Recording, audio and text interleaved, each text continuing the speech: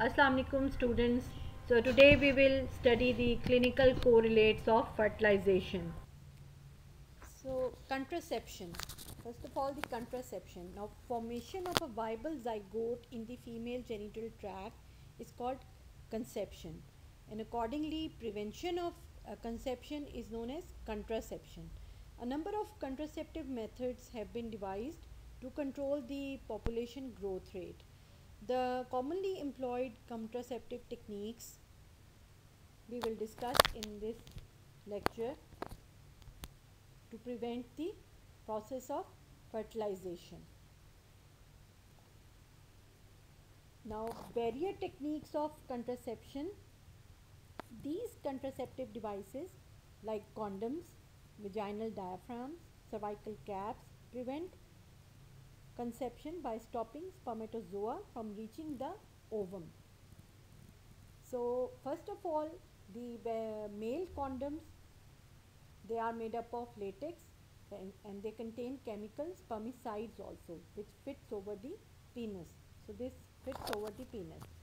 So here you can see the shape of the male condom.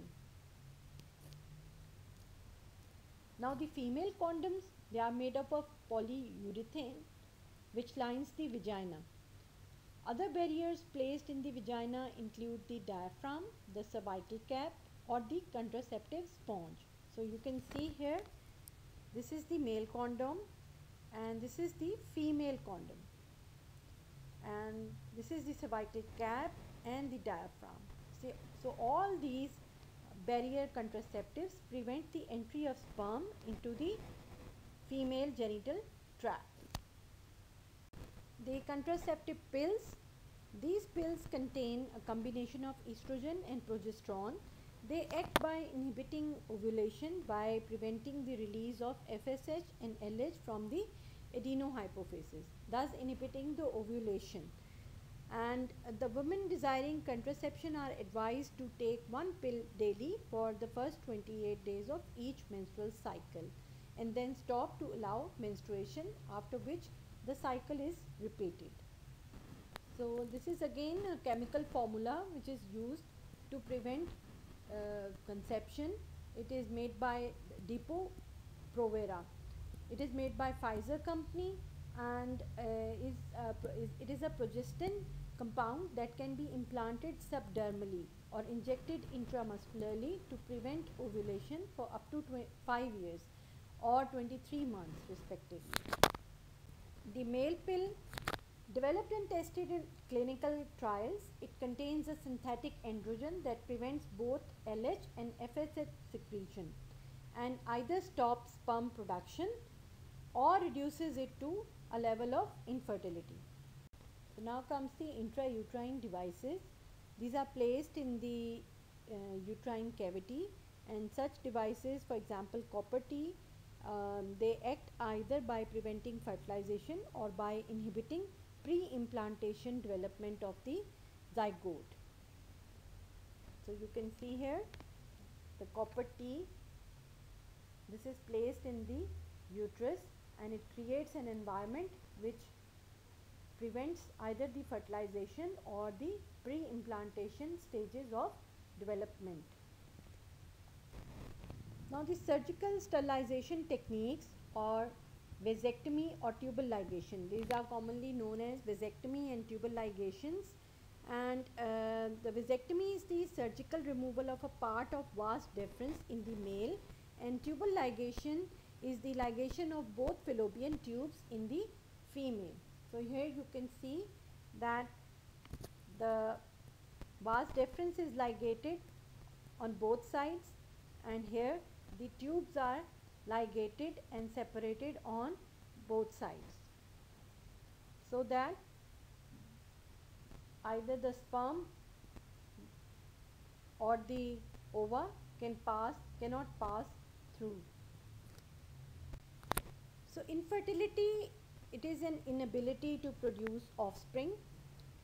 In a couple, this condition could be the result of defects, pathologies either in the male or in the female partner or both of them. Many infertile couples who desire to have children can be helped by assisted reproductive techniques. And normally male infertility may be due to result of insufficient numbers of sperms or poor motility of sperms.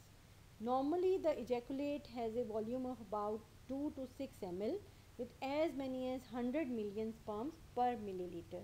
Now men with 20 million sperms per milliliter or 50 million sperms per total ejaculate are usually fertile. Below this they are infertile.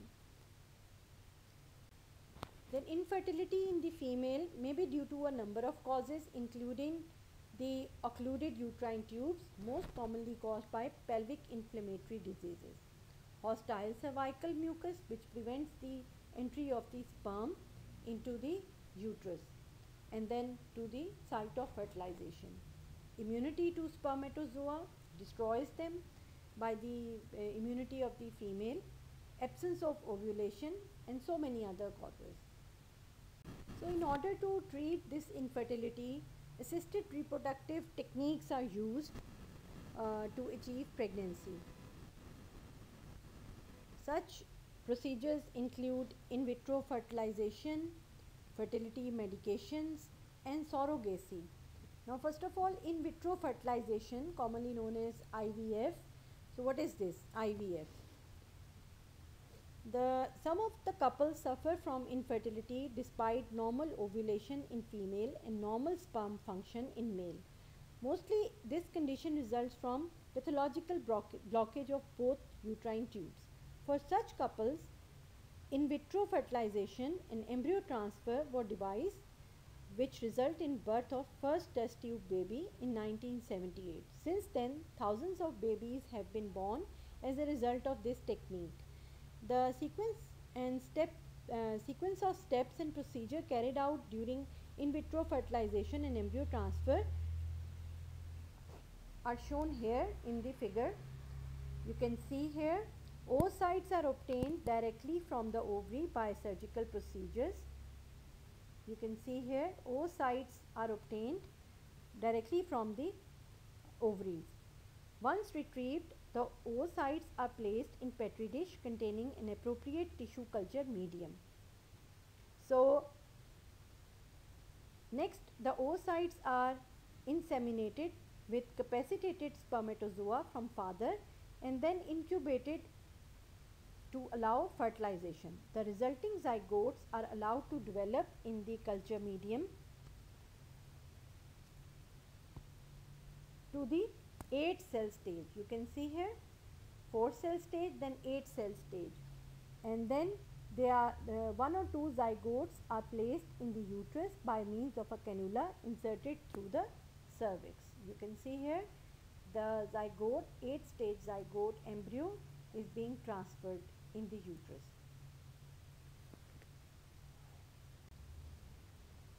So another technique is the intracytoplasmic sperm injection, ICSI. Now this is a special type of IVF which is employed in those cases of infertility where the sperm of the male partner exhibits semen of the male partner exhibits sphere oligospermia or azoospermia. In this technique, an ovum is retrieved from the ovary, is placed in a petri dish containing a tissue culture medium, and then a single sperm is injected directly into the cytoplasm of the ovum to cause fertilization. So, a sperm is injected directly inside the ovum. The zygote so formed is transferred to the uterine cavity for further development. Intrafallopian transfer of gametes or zygotes. This is in vivo fertilization. In some couples, investigations show that infertility is due to some anatomical or pathological abnormality of the distal ends of the fallopian tubes, the proximal segments of the fallopian tubes being quite normal. In such couples, one of the following two techniques may be used to tackle the problem of infertility: gamete intrafallopian transfer and zygote intrafallopian transfer. Either the gamete is transferred or the zygote is transferred. In this gamete Intrafallopian transfer. In this technique, a mature ovum obtained from the ovary of the female and live spermatozoa obtained from the male are introduced directly into the ampulla or isthmus of the fallopian tube by the help of laparoscopic catheter so that fertilization can take place in tubal lumen.